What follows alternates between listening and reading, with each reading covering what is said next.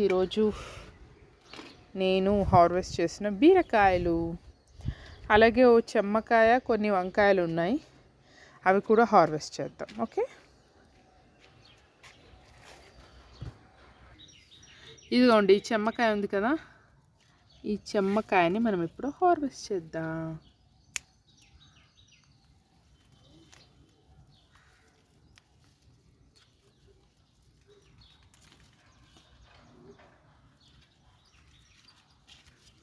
ఆగండి, చేద్దాం.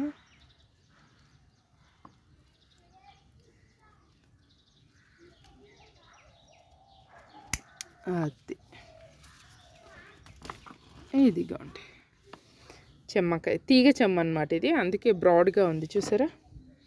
ఇప్పుడు వంకాయలు ఉన్నాయి, అవి హార్వెస్ట్ చేద్దాము.